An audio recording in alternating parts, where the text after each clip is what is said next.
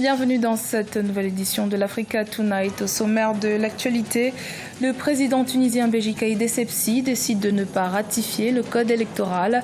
Il affirme ainsi son refus de valider le texte controversé dont le principal effet sera d'exclure une partie des candidats des scrutins législatifs et présidentiels du 6 octobre et du 17 novembre prochain.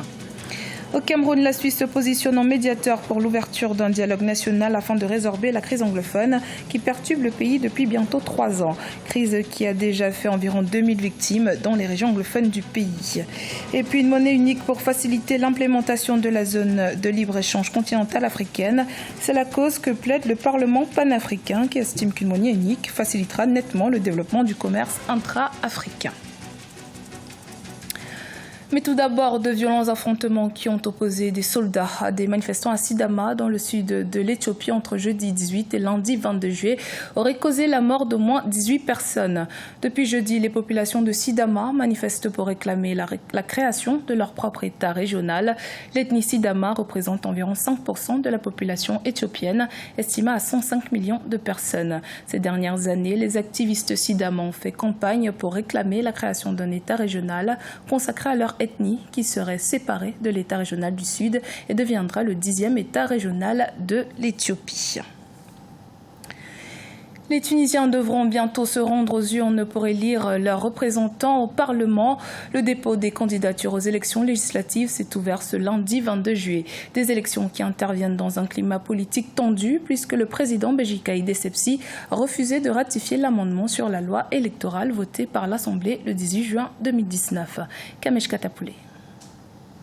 Le dépôt des candidatures aux élections législatives a débuté ce lundi 22 juillet en Tunisie. Des élections qui prennent la forme d'un imbroglio politique puisque le président Béji Caïd Essebsi n'a pas ratifié l'amendement sur la loi électorale votée par l'Assemblée le 18 juin 2019. Un refus annoncé par son conseiller politique Nourdine Bentisha en justifiant que le chef de l'État refusait la logique de l'exclusion et les amendements taillés sur mesure pour certaines parties. Je pense que cette décision montre que le président est aussi capable de réagir et de s'opposer en tout cas à une décision incompréhensible. En tout cas, c'est une véritable menace en direction de la démocratie, la jeune démocratie tunisienne. L'amendement de cette loi électorale établit de nouvelles règles, le contrôle de la publicité politique, des dons de personnes morales privées ou publiques, ou encore l'interdiction d'un financement étranger et la distribution d'aide aux citoyens tunisiens. Une modification destinée selon certains observateurs à évincer les favoris, à l'instar du patron de la chaîne Esma Nabil Karoui, de la mécène Olfa Terras Rambourg ou encore de la présidente du Parti d'Estouriens Libres, Abir Moussi.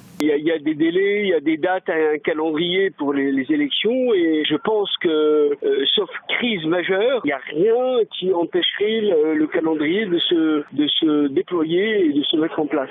Le président tunisien Béji Caïd Essebsi devrait s'exprimer dans les prochains jours sur les raisons de sa position. Son discours pourrait clarifier la situation politique avant les élections législatives prévues le 6 octobre 2019. L'ancien député gabonais Bertrand Zibi Abégué a été condamné ce mardi 23 juillet par le tribunal correctionnel de Libreville à 6 ans ferme de prison pour violence et voies de fait et détention illégale d'armes à feu. Il était accusé d'être impliqué dans les violences post-électorales qui ont secoué le Gabon en août 2016. Son avocat, maître Charles-Henri Guay, a fait savoir que son client comptait faire appel de cette décision de justice et continuera de se battre afin que son innocence soit reconnue par les juges gabonais.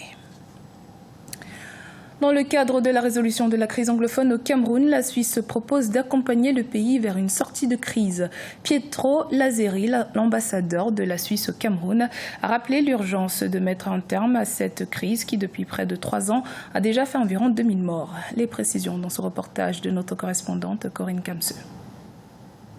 La Suisse entend conduire les négociations devant mettre fin à la crise politico-sécuritaire qui accourt dans les régions du nord-ouest et sud-ouest du Cameroun. Pietro Lazzeri, ambassadeur de Suisse au Cameroun, a rappelé l'urgence de mettre un terme à cette crise qui, depuis près de 3 ans, a déjà fait environ 2000 morts. Au cours des derniers mois, nous avons essayé de créer un dialogue entre les différentes parties parce que nous avons l'acceptation de celle-ci. Nous le faisons parce que nous avons une certaine expertise, nous sommes des arbitres, nous ne sommes pas les joueurs. Nous avons besoin besoin de la volonté des parties pour construire le dialogue et trouver une solution pacifique et durable à la crise qui a fait tant de victimes. L'intervention du diplomate suisse fait suite à une visite du président Paul Biya à Genève au cours du mois de juin 2019. Durant cette visite, le département fédéral des affaires étrangères, en collaboration avec le Centre pour le dialogue humanitaire de Genève, a annoncé avoir rencontré différents acteurs politiques du Cameroun pour une série de consultations. J'accueille depuis le début avec beaucoup de joie l'offre de bons offices ou de médiation, si vous voulez, qui est faite par la Suisse. Et ce qui est bien, c'est que séculairement, la Suisse l'a toujours fait. Je souhaite que les parties prenantes prennent la main tendue par la Suisse. La guerre n'a pas d'issue, la paix n'a pas de prix. Alors si la Suisse peut nous aider à sortir de cette affaire, tant mieux. Une frange sécessionniste des régions du nord-ouest et sud-ouest du Cameroun réclame l'indépendance de ces régions majoritairement anglophones, régions qu'elle estime marginalisées par rapport aux 8 autres régions du pays. Plusieurs solutions proposées par le gouvernement n'ont pas réussi à calmer les velléités sécessionnistes. Outre les morts, on compte aujourd'hui plus de 500 000 personnes déplacées et réfugiées selon les observateurs. 5 mois après la signature de l'accord de paix de Khartoum, facilité par l'Union africaine entre le gouvernement centrafricain et 14 groupes armés, sa mise en œuvre reste incomplète. Les unités mixtes prévues par l'accord, qui seraient composées de combattants des groupes armés et des forces armées nationales, pourraient contribuer à accélérer la démobilisation qui a été néanmoins entamée, mais leur mise en place s'avère difficile. Le nouveau gouvernement, qui a accordé aux représentants des groupes armés des postes importants au niveau national et local, est loin de faire l'unanimité auprès de la population. Pour en parler, nous recevons aujourd'hui Jean-Serge Bokassa, ancien ministre de l'Intérieur de la République centrafricaine et porte-parole du Front uni pour la défense de la nation.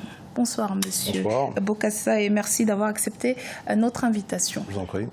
Alors, le gouvernement centrafricain a jugé nécessaire de faire ce compromis avec ces groupes rebelles, manœuvre qui ne semble pas faire l'unanimité chez la population. Cette manœuvre, est-ce que vous la déplorez également? Complètement. Nous pensons que ce n'est pas un compromis, c'est une compromission, premièrement.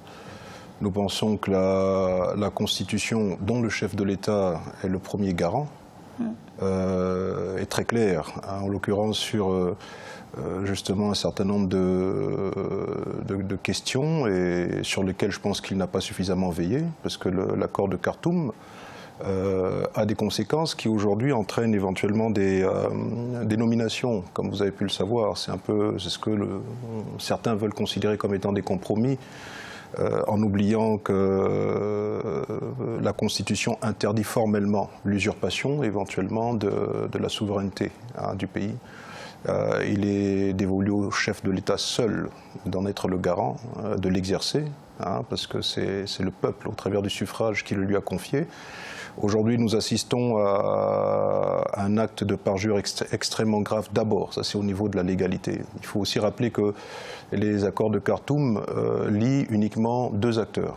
Il y a le gouvernement et les groupes armés. Et vous trouvez que la population a été un peu lésée dans cet accord? La population, au travers de ces différentes représentations, éventuellement l'Assemblée nationale ou les différentes forces vives de la nation, se sont contentés d'un statut d'observateur. Ils ne sont pas mentionnés dans l'accord. L'accord est circonscrit entre le chef de l'État et les groupes armés.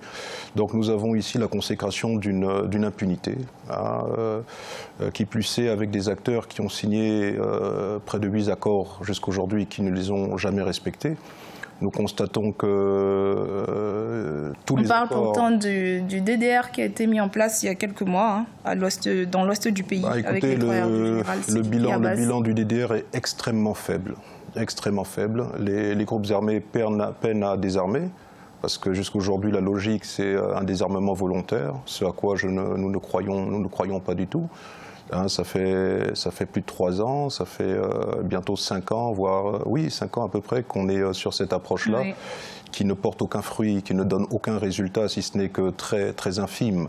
Et parfois on médiatise des choses que l'on ne devrait pas. Alors la plateforme est Zingobiani, dont vous êtes un des leaders. Le Front uni pour la défense de la nation. Quel est son objectif aujourd'hui? L'objectif, c'est, on s'inscrit dans une veille démocratique. L'objectif, c'est sauver les acquis démocratiques qui sont les nôtres. L'objectif, c'est de veiller à ce que les dérives totalitaires auxquelles on est confronté prennent fin, parce que le chef de l'État et éventuellement le régime qu'il incarne s'inscrit de plus en plus dans des dérives totalitaires qui nous semble extrêmement grave, en passant par les accords de Khartoum, comme je le disais, qui ont violé systématiquement la Constitution et placent le chef de l'État en condition de parjure. Et qu'est-ce que vous préconisez, du coup? Nous avons un ensemble d'actions en vue, éventuellement la saisine d'instances juridiques, parce que la Constitution prévoit cela. En cas de parjure, il y a des instances qui peuvent être saisies, et ces instances, ces juridictions-là auront le soin, je pense historique même d'ailleurs, de voir ce qu'il en est, d'apprécier les faits qui lui sont reprochés par certains concitoyens. Nous sommes pour la paix, nous voulons la paix, mais nous pensons que la paix ne peut se résumer ou ne peut s'imposer par la décision d'un chef de l'État qui agit comme un suzerain ou comme un monarque. Merci Jean-Serge Bokassa d'avoir répondu à la question. Je vous remercie, merci bien. Le Parlement panafricain est pour l'adoption d'une monnaie unique sur le continent africain.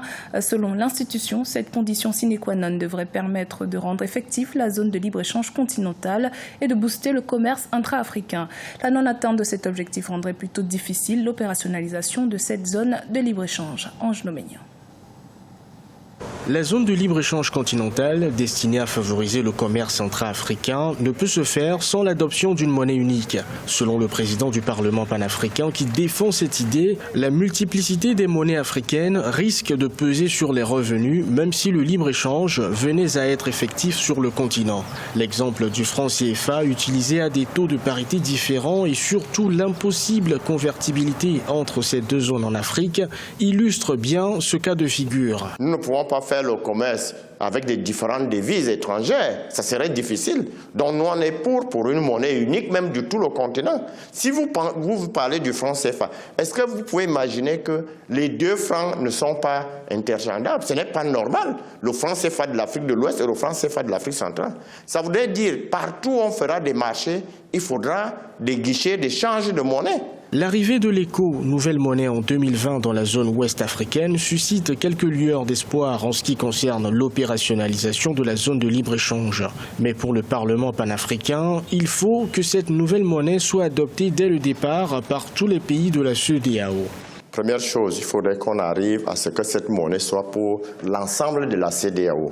Mais si à l'intérieur de la CEDEAO, il y aurait encore des pays qui ont leur propre monnaie, ça ne résout pas le problème. Et vous le savez bien, le Ghana a sa propre monnaie, le Nigeria a sa propre monnaie. Donc moi je crois qu'il est question, si une zone économique peut arriver à avoir la monnaie unique, ça serait une bonne chose. Lancée en mars 2018, la zone de libre-échange continentale se traduira par la création de marchés communs de plus d'1 milliard de consommateurs avec un produit brut combiné de plus de 3 000 milliards de dollars.